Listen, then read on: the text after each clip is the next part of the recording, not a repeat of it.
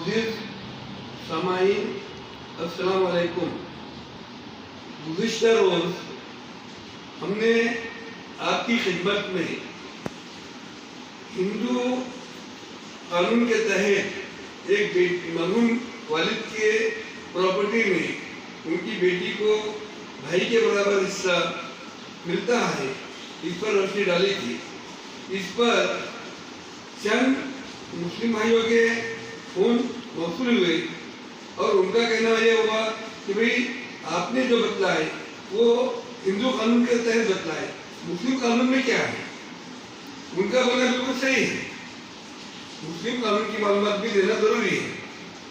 देखिए, मुस्लिम कानून में बेटी को बेटे के बराबर कतई हिस्सा नहीं मिलता और मुस्लिम की जो तकसीम है प्रॉपर्टी की, जिसे मिरास कहा जाता है, ये तकसीम का तरीका अल्लाह ताला ने कुरान में वाज़ेह किया है और उसके लिए खास तौर से आयत नाज़िल हुई। इस वाक़ये को अगर हम देखें तो हज़रत आवेस बिन साबित रज़ियल्लाहु ताला अन्हु, इनके एक इंतकाल के बाद उनकी एक बेवा, दो लड़कियां और एक लड़का मौजूद थे और इन सबको उनकी मिल्कियत में हिस्सा चाहिए था, लेकिन उस वक्त तक के लड़कियों को जायदाद में हिस्सा नहीं दिया जाता। लड़कियों में को जायदाद में हिस्सा देने का जो कानून शुरू हुआ तो दुनिया में सबसे पहले इस्लामी कानून शुरू हुआ और वो हज़रत आवेस बिन साबित रज़ियल्लाहु ताला अन्हु की बेवा और उनकी औलाद के पास से शुरू हुआ। ये वाक़या ऐसा है कि जिस वक्त हज़रत आवेस बिन साबित रज़ियल्लाहु ताला अन्हु का इंतकाल हुआ, उनके इंतकाल के बाद में उनकी जितनी जायदाद थी उसके ऊपर उनके भाई के दो बच्चे काबिज हो गए थे और उनकी जो औलाद है, उनकी जो बेवा है, वो प्रॉपर्टी से महरूम हो गई थी। उसकी वजह यह थी कि उस दौर में खवातीन को प्रॉपर्टी में हिस्सा नहीं दिया जाता था और कोई बच्चे अगर नाबालिग है तो वो भी अपने हिस्से से महरूम रहा करते थे। ऐसी सूरत में बच्चा नाबालिग था, दोनों लड़कियां थी और बेवा थी, वो तीनों जो है खवातीन हो गई और ये लड़का नाबालिग हो गया, इसलिए वो अपनी प्रॉपर्टी से के हिस्से से महरूम हो गए।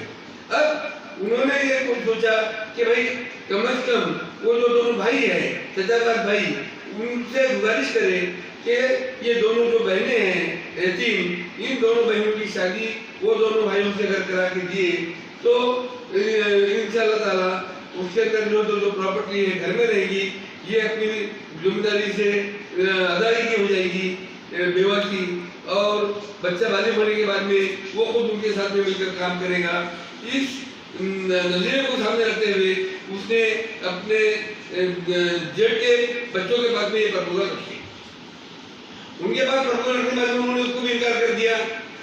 ऐसी सूरत में लाचार होने के बाद वो हमारे नबी सल्लल्लाहु अलैहि वसल्लम इनके पास पहुंची और उनसे कहने लगी कि मेरे शौहर का इंतकाल हो चुका है और ये दोनों लड़कियां हैं, ये एक लड़का नाबालिग है और मैं बेवा हूँ। हम तीनों आज की रिवायत के मुताबिक प्रॉपर्टी के हिस्से से महरूम हैं और ये लड़का नाबालिग होने की वजह से ये भी महरूम हो गया। अब हमारे पास तो कुछ भी नहीं है और इसके ऊपर जो है हम हमारे शोहर के भाई के बच्चों ने कब्जा कर लिया, वो काबिज हो गए। उनको प्रपोजल दी मैंने कि भाई तुम लोग तो मेरे बच्चों से शादी कर लो, लेकिन उन्होंने उससे भी इनकार किया। अब मैं क्या करूँ? ऐसी सूरत में हमारे नबी आका नामदार हज़रत मोहम्मद सल्लल्लाहु अलैहि वसल्लम ने फरमाया कि थोड़ा इंतजार कीजिए, अल्लाह ताला जरूर आपके साथ इंसाफ करेगा और वही जरूर नाजिल हुई। उसके बाद वही नाजिल हुई और उस वही के मुताबिक विरासत में जो है मरहूम की विरासत में खवातीन को भी हिस्सा मिलना शुरू हुआ और नाबालिग बच्चों को भी हिस्सा मिलना शुरू हुआ। हिंदू कानून में और मुस्लिम कानून में यह एक बेसिक फर्क है। हिंदू कानून में बच्चा पैदा होने के साथ में हक शुरू हो जाता, और मुस्लिम कानून में साहिब मिल्कियत विशाल होने के बाद हक शुरू होता, उसकी जिंदगी में कभी हक शुरू नहीं होता। इसलिए जो है तो यहाँ से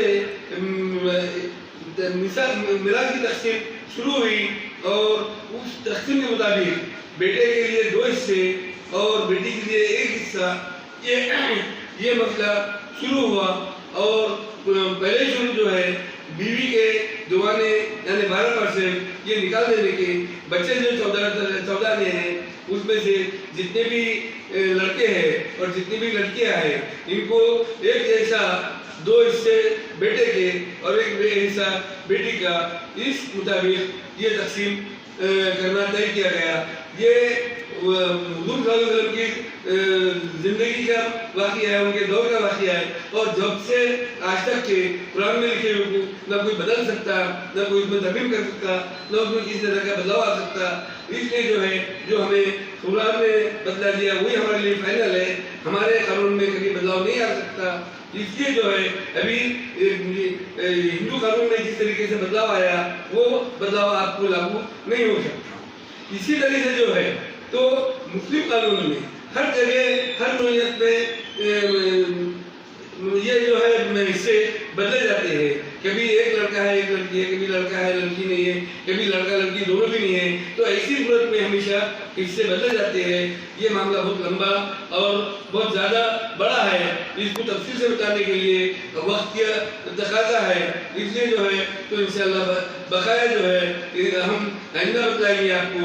और यहीं रुकते हुए आप सबसे गुजारिश करते हैं कि अगर से कभी ये मुलाकात नहीं भी हो सकती और पूरा तफसील नहीं भी बता सके, तो हमने 2 किताबें लिखी है। एक है कानूनी विरासत उर्दू में, और दूसरी है मुस्लिम वारसा का कायदा, ये मराठी में है। जो भी अगर कभी इन किताबों को लेना चाहे वो रोजनामा अल जज़ीरा के दफ्तर से आकर लेके जा सकते हैं और अपने मसाइल को हल कर सकते हैं। उसके अलावा आप फोन पे भी राब्ता कायम कर सकते हैं, हमसे पूछ सकते हैं। और आपके जो करीबी वकील है जो हमेशा के आप जिनसे काम कराते हैं, ऐसे वकील से मिलकर भी आप अपने काम कर सकते हैं।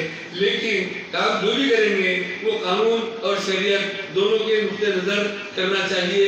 उससे अलावा जब दूसरे को क्या मिल रहा हमको भी उसी तरीके से मिलना चाहिए, उनको कभी नहीं रखना चाहिए। जितना कुरान में बताया गया है उसके मुताबिक ही करना चाहिए। इतना कहते हुए मैं अपने 2 अल्फाज खत्म करता हूँ और आपसे रुखसत लेता हूँ, और जाते जाते गुजारिश करता हूँ कि हमारे चैनल को सब्सक्राइब करें, हमारे चैनल को शेयर करें, हमारे चैनल को लाइक करें। खुदा हाफ़िज़।